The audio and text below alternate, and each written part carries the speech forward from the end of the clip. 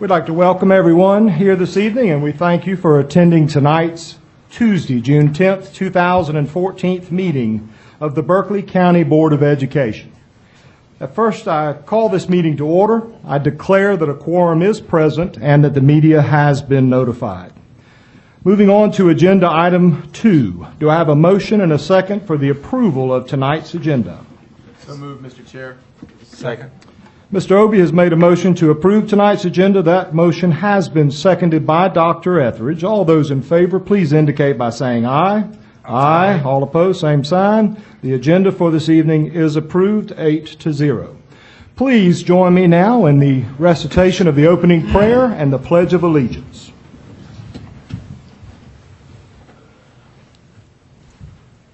Our Father, who art in heaven, hallowed be thy name.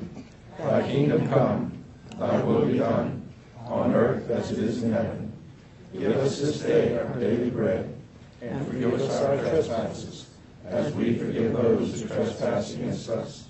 And lead us not into temptation, but deliver us from evil. For thine is the kingdom, the power, and the glory, forever and ever. Amen. I pledge allegiance to the flag of the United States of America, and to the republic for which it stands, one nation, under God, indivisible, with liberty and justice for all.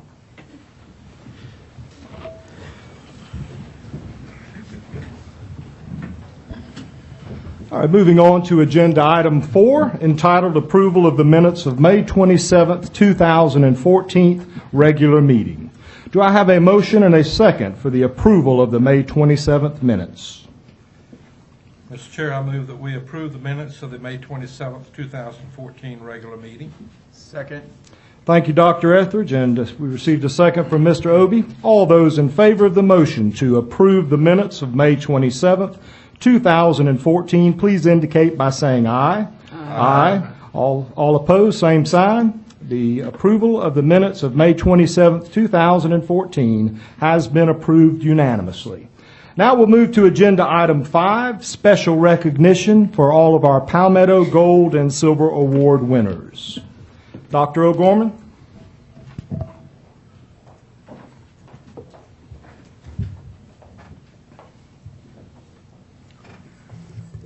Good evening, Mr. Chair, members of the board, Dr. Thompson, ladies and gentlemen.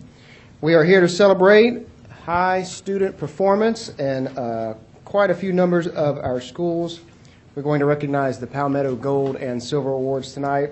Overall, we had 15 Gold Awards and 13 Silver Awards in the district, and I think that alone deserves a big round of applause. Wow.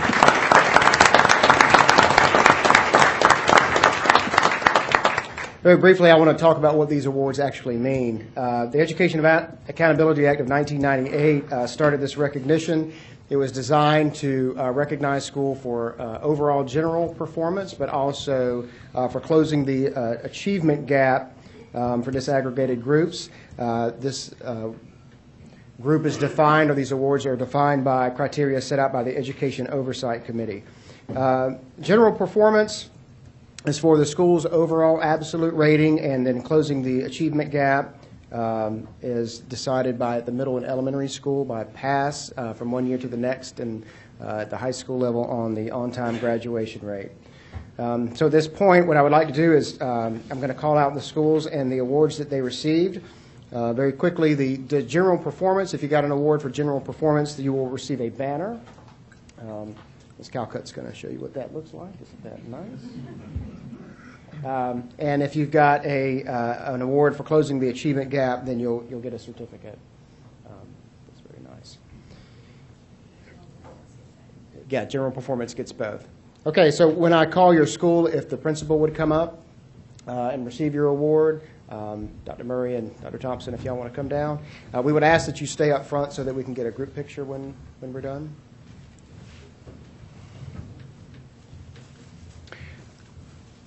All right, Cainhoy Elementary School, Silver Award for General Performance.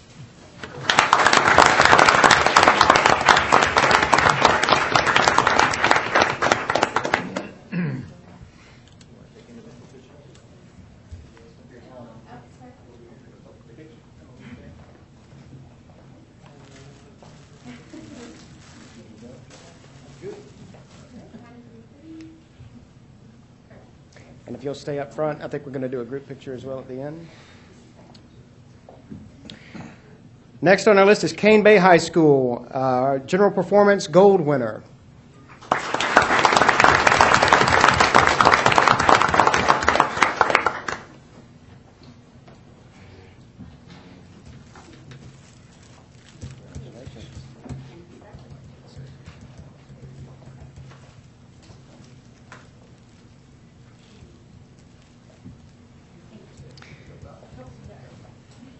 Next is Cane Bay Middle School, Silver Award for General Performance and Silver for Closing the Achievement Gap.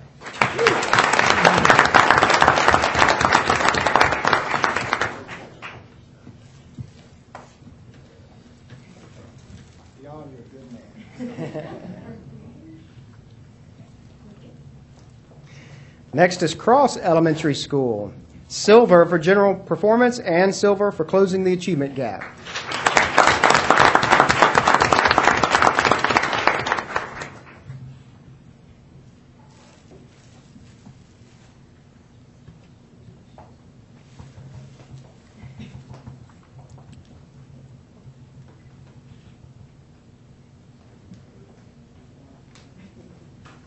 Next is Cross High School, Gold for Closing the Achievement Gap.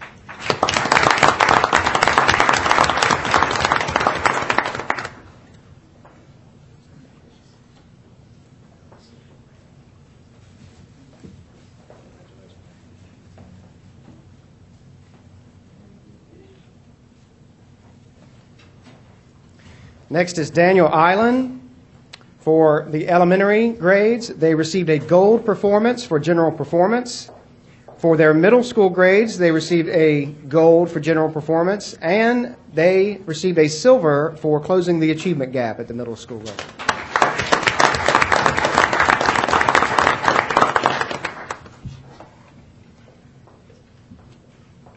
Next is Goose Creek High School with a gold award for general performance.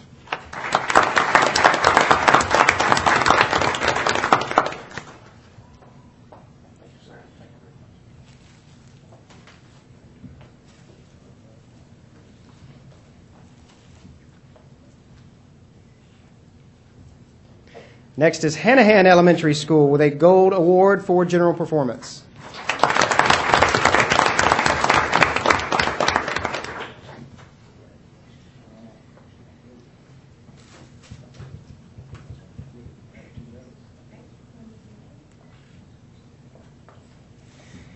Hanahan High School, gold for general performance and gold for closing the achievement gap.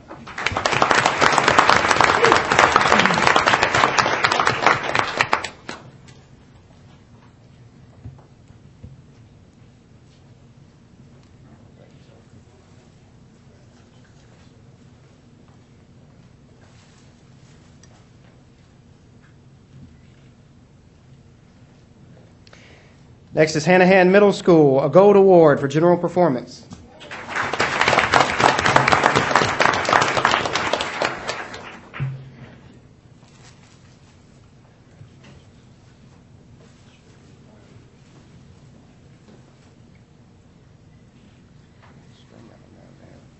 Next is Howell Hall Ames with a gold award for general performance and a silver award for closing the achievement gap.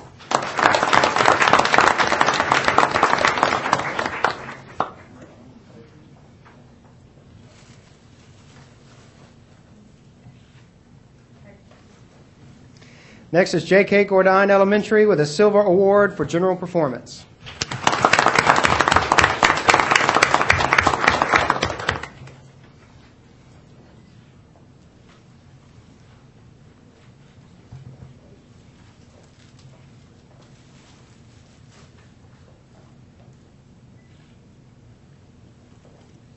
Next is Macedonia Middle School with a silver award for general performance.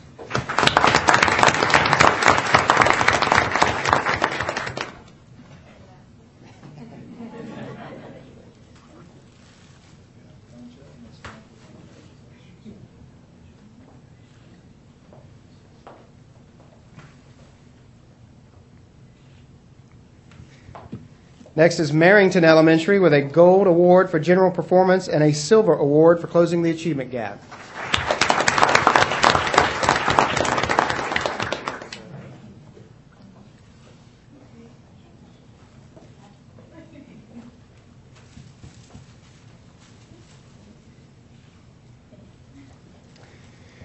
Next is Marrington Middle School with a gold award for general performance and a silver award for closing the achievement gap.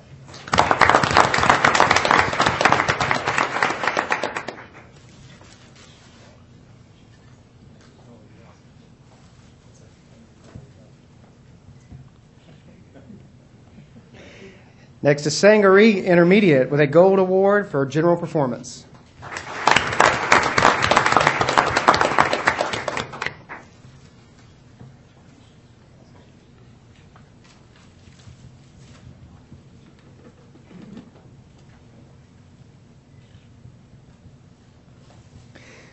Next is St. Stephen Elementary with a silver award for general performance.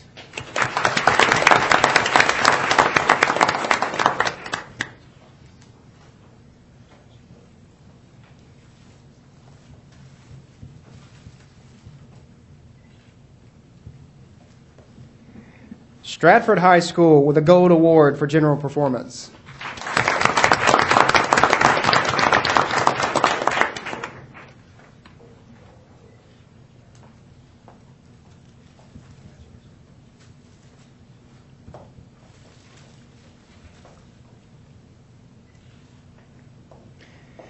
Timberland High School with a silver award for general performance.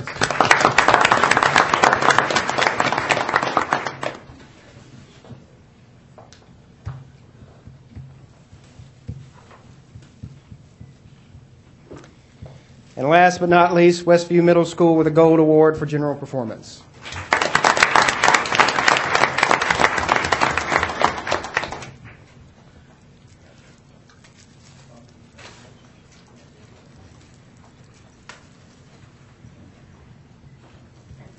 All right, if y'all you want them to come in for a group picture, see if we can crowd in. Let me get out of the way.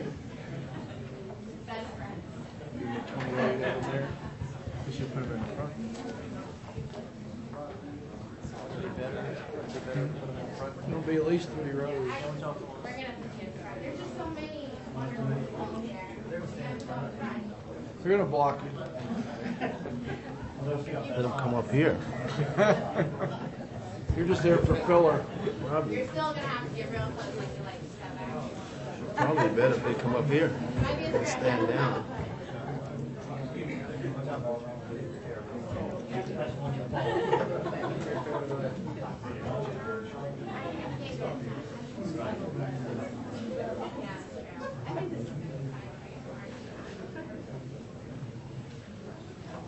Okay, if I can have all of you take about 1 step in.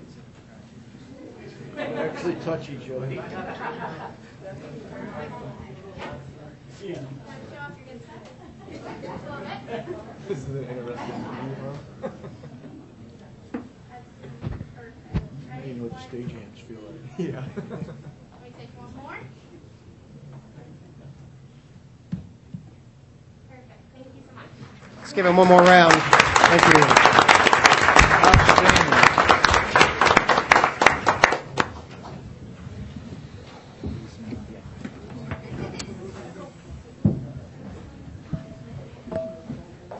We'd like to congratulate all of our winners this evening, our gold and silver award winners. To all of our principals, your faculty and staff, outstanding job. We know all of you have been working hard today, so I will afford you the same opportunity that we usually offer our parents and students at this time, and that is an early exit. That is my gift to you. Now is the time to hit the door, because we've got a long agenda ahead of us. But thank you. We're very proud of the work that you've done. Outstanding job.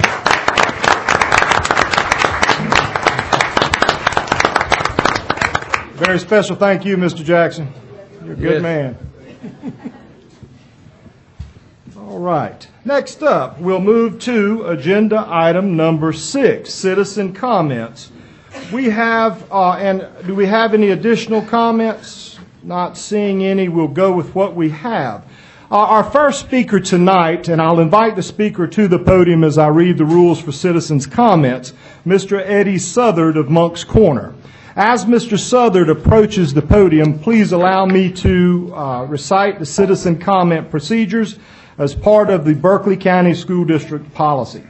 In order to conduct the meeting in an orderly and efficient manner, we ask that you honor the following guidelines. Stakeholder comments are welcomed and encouraged. However, the board will not take immediate action on public comments at this meeting. Any person wishing to address the board must register prior to the meeting. Comments must be regarding programs, policies, or procedures.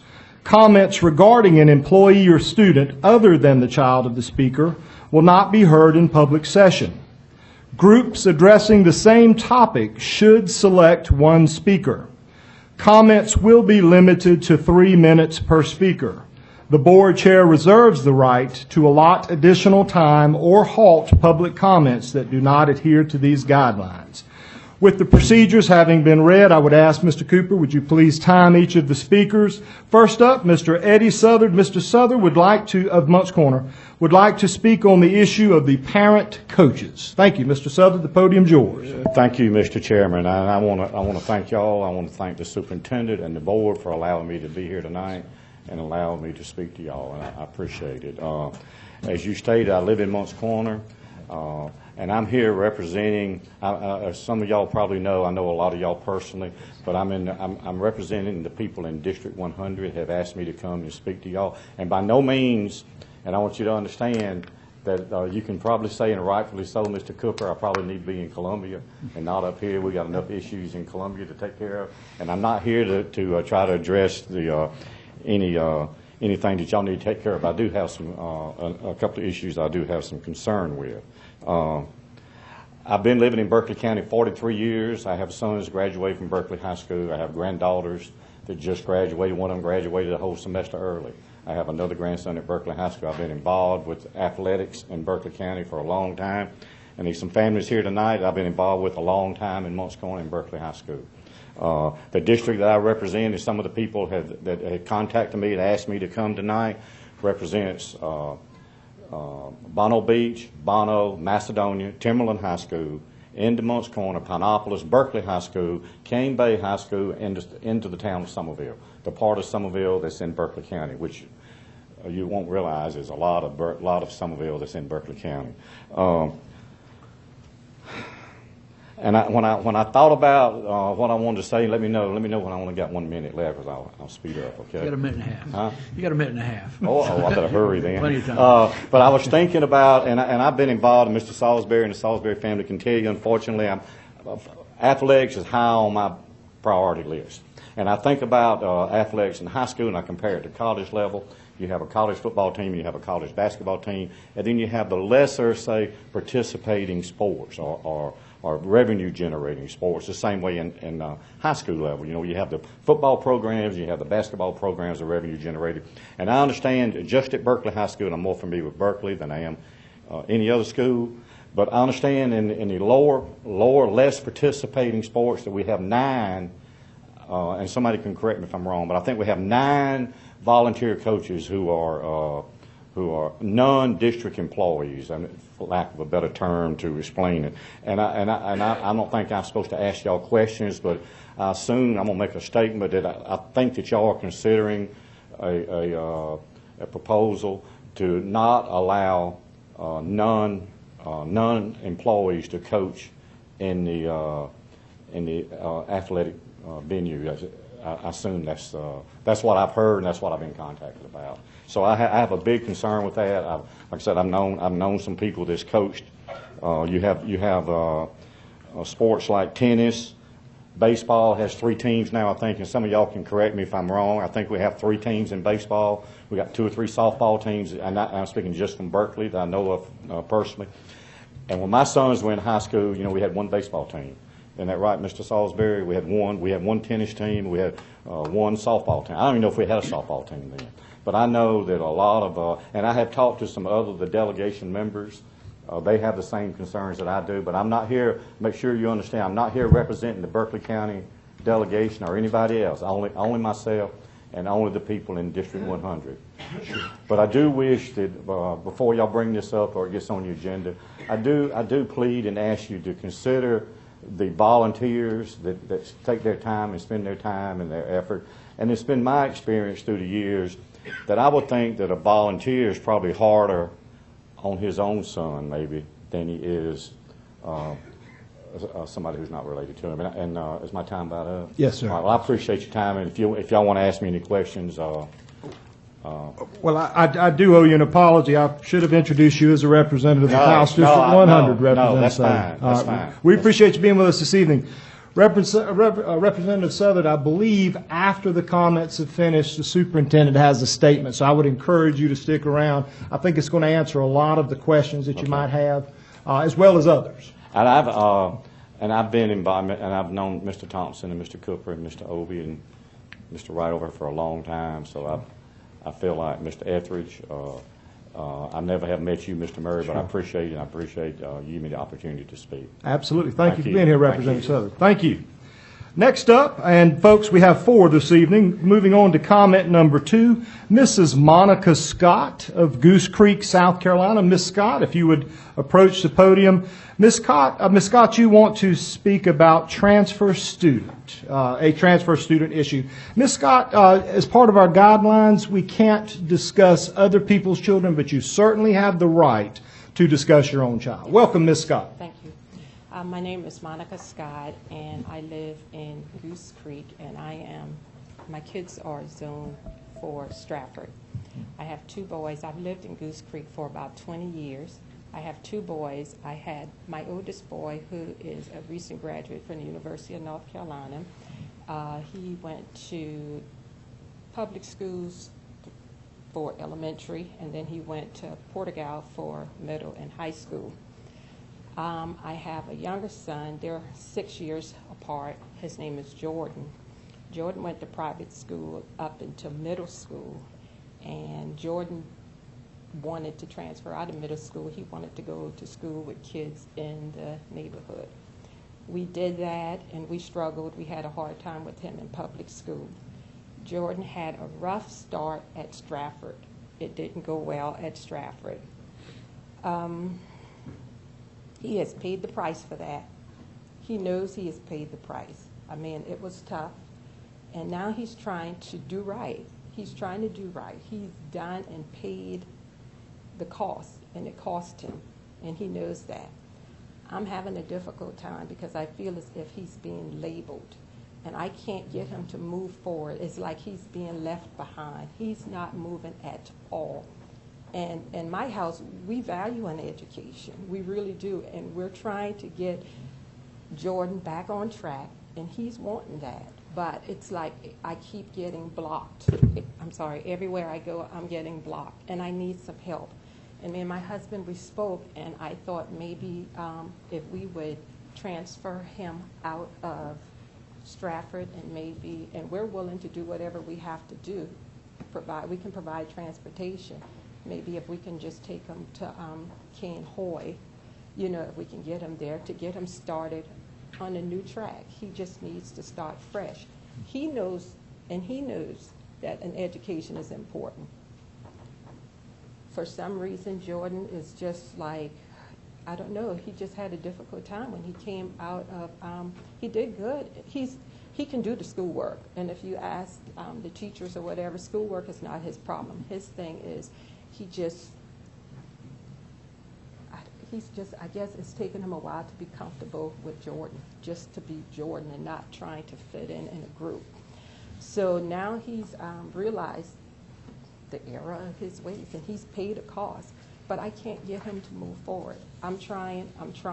I tried to even get him into military school. We were willing to pay out of state. It was so difficult. I couldn't get anything that I needed just to get him in. Well, whether it was just his record, I had to get a lawyer one time just to get, and they did a subpoena. And with the subpoena, I was able to get the records, but I'm stuck and I need some help. I just don't know what to do. I need some help. I don't want my child to get left in the system. I want him to start moving ahead. I signed him up for, I went to the school to try to get him signed up for summer school, and they keep telling me I got to do this, you have to come back. And when I went back, it's like all the classes are filled up, so then it's like, I need to get him in core subjects. So he took, well, just let him take this. And I'm like, he's been taking these little courses. I need him to take math, science. I need him to get some core subjects.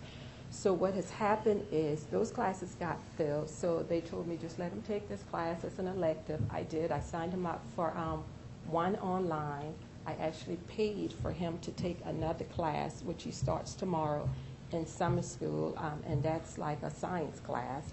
Right. So I feel like I'm stuck and I need some help. I would love, and I'm looking for the opportunity to get him transferred out so he can get a fresh start, so he can move towards his future. And he has goals. He wants to go to college. He Right. wants to go to college. He has a desire. Cool. Ms. Scott, we are going to reach out to you. You have provided us with your personal information, your telephone information. I would expect that you'll be hearing from us very early in the morning, and we will continue to follow up with you. We want what you want, and that is for Jordan to be successful. And that's all of our children. We want all of our children to be successful. So I assure you that first thing in the morning you will begin to hear some support and assistance from our school district. Thank you. I really appreciate that. That's what I need. All right. Thank you. Thank you, Ms. Scott. Thank you for being with us. Next up is Miss Sally Walford. Miss Walford is from Monk's Corner. She would like to speak about the issue of parent volunteer coaches. Miss Walford, the podium's yours. And I understand we finally got in touch with you yesterday. We got the phone number figured out. Good. Welcome, Miss Walford. Hello. My name is Sally Walford. I'm a resident of Berkeley County, and I have 2 children in Berkeley County School District, Berkeley Elementary School and Berkeley Intermediate School. I'm here to speak about the reports in the Berkeley Independent that the board is considering a change to the current policy regarding parent volunteers for varsity and junior varsity athletic teams. I'm here to voice my concern and the concern of the community on banning parents. Coaching, like any other volunteer service, is vital to the development of our children. The paid coaches for the Olympic sports are not enough to support the program. For example, the softball program at Berkeley High School has 3 teams. There are more than 6 parent volunteers. I know that you believe that the B team would be unaffected by this policy, but it's impossible to run a program that supports 60 girls without parent volunteers. The small stipend that we pay the head coach, when you calculate the hours he puts in, is less than minimum wage. So you say you're not banning all volunteers, just parents, and not all from all jobs, just coaching. Tell me how we're going to fill the void with no additional funding. The simple answer is find more volunteers. Go get some more people down the street. Anyone who's carried out a program or a function relying on volunteers knows that this is not the right answer. The smaller the community, the smaller the pool of volunteers, the bigger the impact. The ban would be devastating to the softball and baseball programs at Berkeley High School. And based on the support of the online petition that has been signed by over 330 individuals, our program is not the exception. Participating in athletic teams is very important to a child's success, especially girls.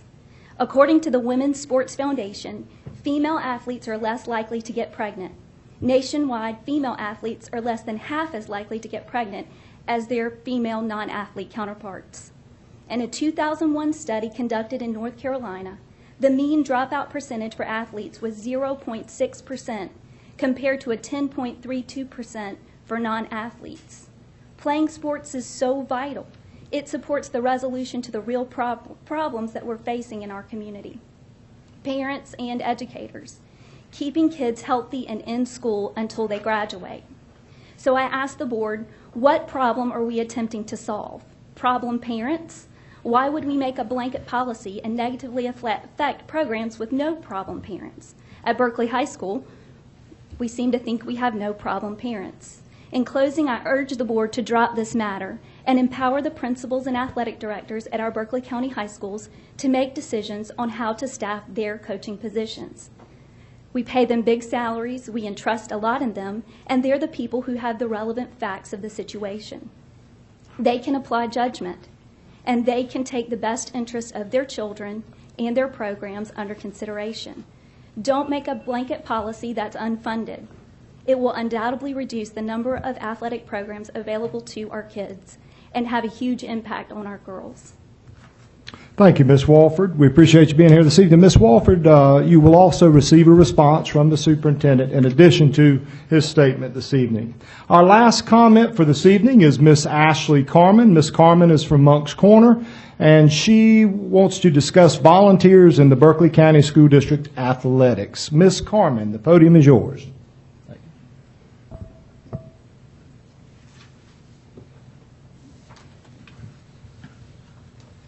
Thank you, Mr. Chair. Welcome. I, too, signed the petition, and I just wanted to say that the article in the Berkeley Independent did mention that there was a problem area, and as Sally discussed, why would we make a blanket statement or a blanket policy for a program that doesn't have a problem? I have 3 children in the Berkeley County School District. I have 1 at the intermediate school, 2 at the middle school, and I host exchange students at the high school. And so I actually spoke with the principal and told him that I was interested in volunteering for starting up an international club, like an international club policy for the school. So that we could raise funds and awareness there of different heritages. And I don't understand the difference in why you would select or discriminate against the kind of volunteers that you would allow in the Berkeley School District. If you're going to allow them to help on the academic level, as a PTO president from Berkeley Elementary School in the day, to being the Berkeley County or Berkeley High School athletic booster club volunteer. I do their website free, so the school doesn't pay me. This is something that I do. How can you discriminate against whether or not a parent is going to coach? So I don't see the difference. It seems very discriminatory to me, and it seems like if you have a problem at one place that you would take that problem and make a solution. My husband is in the U.S. Air Force, and when there's a problem within the squadron, they don't take the squadron out. They handle the soldier that is the problem is with. Thank you for your time. Thank you, Ms. Carmen. We appreciate you being with us. Ms. Carmen, you also will receive a response from the superintendent as well. Thank you for your comments. Dr. Thompson. Thank you, Dr. Murray, and I just want to prepared a statement to read that will hopefully clarify where we are in this process and answer some questions. And I thank all of you for coming out tonight and being passionate about the education in Berkeley County. And as we heard in tonight's comments, a topic which has gained tremendous attention recently in regards to the role of volunteer coaches in high school athletics. I know this is a subject about which people feel very passionately. And as with any situation that is emotional and important, we know there may be a lot of information and perhaps misinformation circulating. I want to make a few things very clear about this issue. First, there's been no final decision on this topic, and any policy change would require board approval. Schools have been told this is a possibility and to have alternate plans in case the board does take action over the summer months. The district continues to hear concerns about parents serving as volunteer coaches on their children's teams. The administration is currently reviewing and considering feedback on both sides of the issue. Secondly, we realize and greatly value the vital role played by our athletic programs and other extracurricular activities in the educational process. In fact, I'm proud to serve as superintendent of a district which year after year offers some of the best opportunities for sports and is home to state and often nationally recognized teams and athletes. Our first obligation in regards to athletics must remain our students. It is because of this obligation that we are looking at possibly changing our current practices. We have heard concerns of rumors and misperceptions about parents offering preferential treatment to their respective children on athletic teams when they function in a supervisory role regarding on-the-field coaching decisions. We want to protect our athletes and our volunteers from such allegations which draw attention away from the integrity of the sport. Allowing our staff members to serve as coaches allows positive and powerful mentoring relationships for students. In fact, one of our Breakfast of Champion recipients stated at the awards banquet a few weeks ago, and I quote, "The teacher that had the greatest impact on me did not serve me as a student, but as my coach for 4 years." Third, the district is ever grateful for the roles that our volunteers played and have played throughout the county. It is not our intention to limit the role of volunteers in our sports program. We would not offer or host athletic events without volunteers. We are also not wishing to eliminate or diminish any of our current athletic programs. Rather, we are looking at directing volunteers at the junior varsity and varsity level to roles other than those that involve direct coaching responsibilities with their own children. We do acknowledge that in some instances, parent volunteers are necessary to ensuring that the athletic activity can continue. With the board's approval, a revised policy could be written to allow for exceptions for these kinds of situations. In the best interest of our student athletes, a revised policy may take 1 to 2 years to be fully implemented. Going forward, my administration will continue to collect and review information and input regarding this topic before making any potential recommendations for policy changes. Next, any proposed changes would be sent to the board's policy review committee. If the proposed changes are moved out of the committee, then they would go to the full board for consideration. Once the item is placed on the board's agenda, it would require 2 readings to become policy. Thank you. Thank you, Dr. Thompson. Appreciate your statement on tonight's issue. We've got a lot of folks in attendance tonight, and I would encourage you to stay. We have some seats up front, but I'll offer you the same opportunity that I offered our principals earlier. If you would like to take the early exit before we begin to complete our meeting, you are more than welcome to do so. And we certainly do appreciate you being with us here this evening, and you will continue to hear information on this issue. You will continue. Thank you for being with us. All right, with that said, we will now move on to agenda item number 7, entitled Administration and Facilities. We have an item for action this evening, naming of new Clements Ferry Road area schools. Administration and Facilities. Ms. Myers? It's you. Dr. Thompson?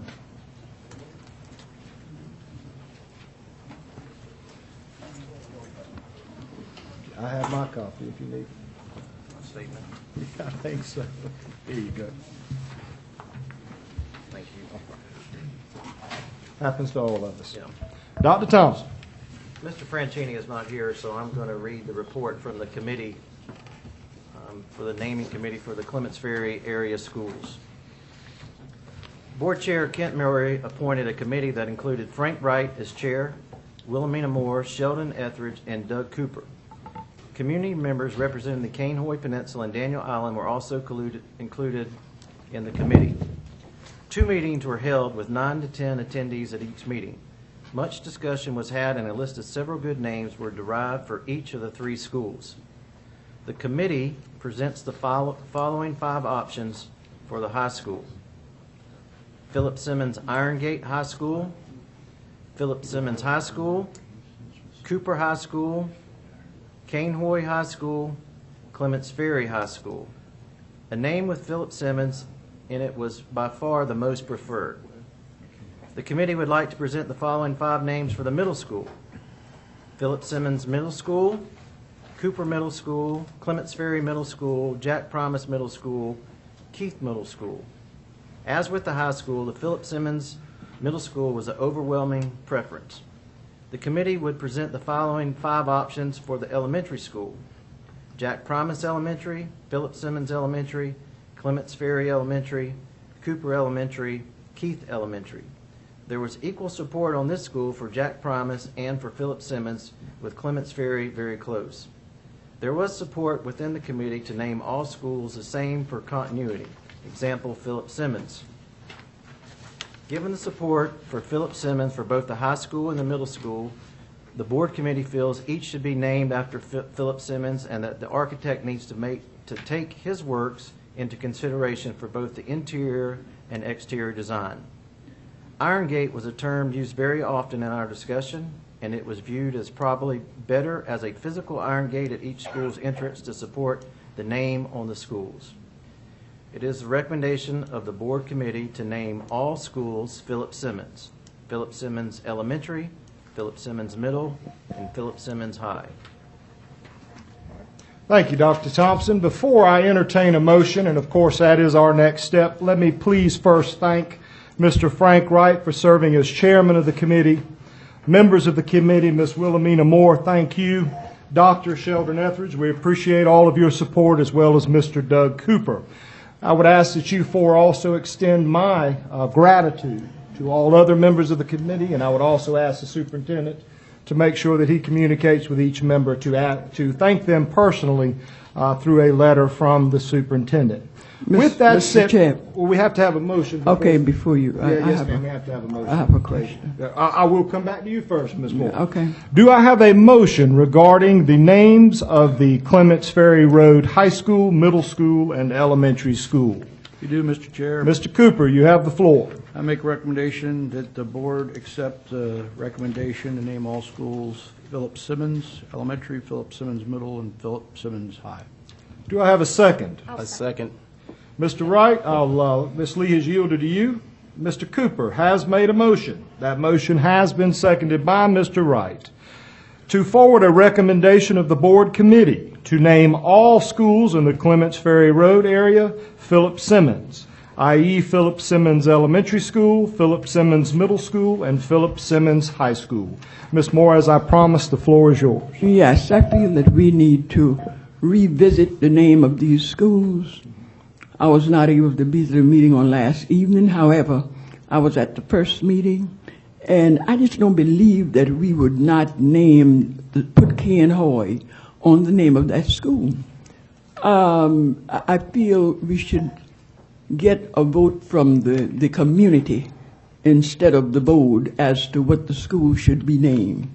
Ken Hoy's school was closed, and the parents were looking forward for a replacement of that school. And I don't believe that you would have done it this way if it were Daniel Island School. I don't think you would come up with a new odd name that no one knows about and change Daniel Island School name. I don't think you would do that. So I'm asking that you allow to revisit and come up with the constitutional right in naming a school in relation to the community that school is in.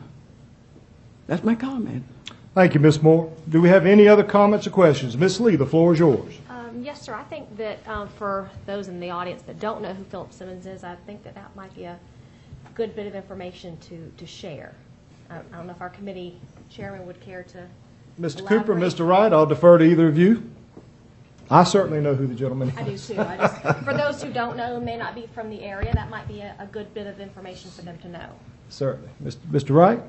Well, I can talk about some of the history of Philip Simmons. Due to the fact that Ms. Moore is not totally familiar with who he is.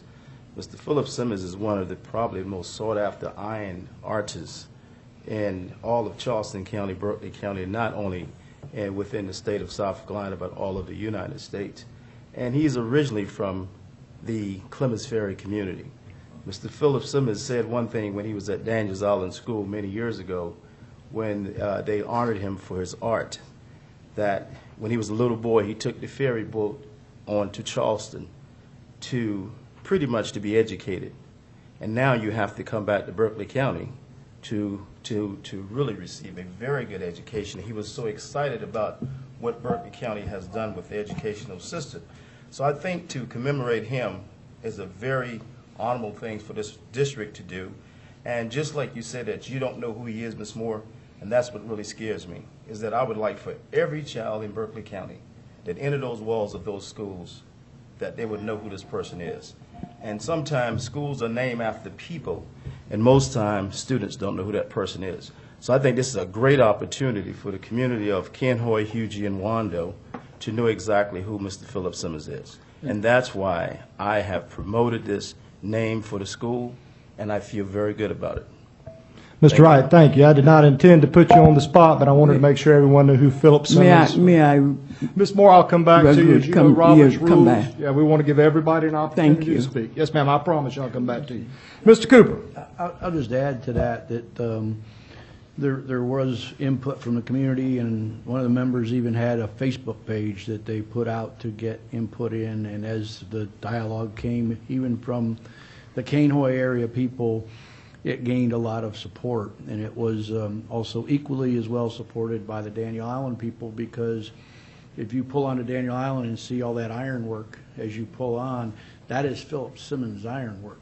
And this gentleman is in the Smithsonian and highly recognized, and it's a true blessing, I think, for us to have an opportunity to open schools in an area where children will learn that if you want to go get your education, whether it means getting on a ferry boat and going to Charleston or going up the road to Philip Simmons School, that you can do a lot in this country, because Philip Simmons is now in the Smithsonian because of his desire to learn and his desire to perform and his innate artistic abilities that were applied in one of the most humble ways a man could apply his trade. So it was supported by both communities, whether it was Daniel Island or the Cainhoy, Clements Ferry area. And it was overwhelmingly supported. It was one of the, as Dr. Thompson read in the report, it wasn't even close on the first two schools. Thank you, Mr. Cooper. Before we return to Ms. Moore, is there anyone who wanted to speak who had not spoken yet? Mr. Obie. I got a question. On the statement we said there are community members representing those areas. Are any of those community members here tonight, or, who were they? I guess is a better question. Mr. Obie, it appears you have a question for Mr. Cooper and Mr. Wright regarding the committee makeup, so I'll allow them to answer that question. I don't see any of the community committee members here. You're from Cainhoy, but you didn't serve on that. No, you didn't serve on the committee. You're talking about individual actually serve on the committee. I can call a few names. Mr. Fred Lincoln served on the committee. Mr. Barry Snyder served on the committee. Kathy Watson served on that committee. Those were three of the community members that served, and Doug, few others served from the Daniels Island community. I cannot remember their name. Dominic Lowe served from the lower end of the Beresford Creek area of Clements Ferry Road, and Heather Jones and Rick Vale from Daniel Island participated. My question is... And I'll come back to you, Ms. Moore. Mr. Obie, does that answer your question? Do you have any further comments? Yeah, I just wanted to hear who the committee members were and that they served. All right. Now, again, do we have any other members of the board who've not had the opportunity to talk yet on the issue that would like to? Ms. Moore, the microphone is yours. Well, my question is, why the community were not invited, why the community people was not invited, that they could have some input in the name of the school? And yes, that's my question. Well, we have a policy and we have a committee that we normally put together just like we've named any of the other schools. So there's no exception for this community as it applies to the next in schools or any of the other schools that we just recently built that was formulated on the committee. And Mrs. Moore, this is not the first time that you've served. You served on the next in school committee as well. And when the board came back with the recommendation, certainly we supported it. And even if one or two persons is indifferent, this is just the way it is. But nevertheless, the majority of the board and the committee overwhelmingly supported the Philip Simmons schools, and I think we need to call for the vote. Well, that's your thinking. So the point is, the thing of it, I think it should come back to the community, because those names were given, and you are correct. Mm-hmm. Sheep Island is there, and they kept saying they're going to put Sheep Island name on it. However, they didn't. Come up with a strange name. Now, I worked at Cainhoy School, by the way, and that was my first job down at Cainhoy School. I never heard of Simmons or my time there. And so, why the change? I don't think it's constitutionally right. All right. Thank you, Ms. Moore. Does that end your comments? Yeah. Right. Thank you, ma'am. Respectfully. Yeah. Thank you. All right. It's time to call the question. A motion has been made by Mr. Doug Cooper. That motion has been seconded by Mr. Frank Wright to accept accept the recommendation of the school board's naming committee to name all 3 schools of the Clements Ferry corridor: Philip Simmons Elementary School, Philip Simmons Middle School, and Philip Simmons High School. All those in favor of the recommendation, the motion, please indicate by saying aye. Aye. All opposed, same sign. I oppose. All right. Motion carries 7-1. The naming committee's recommendation has been accepted. Thank you again to all the members of that committee.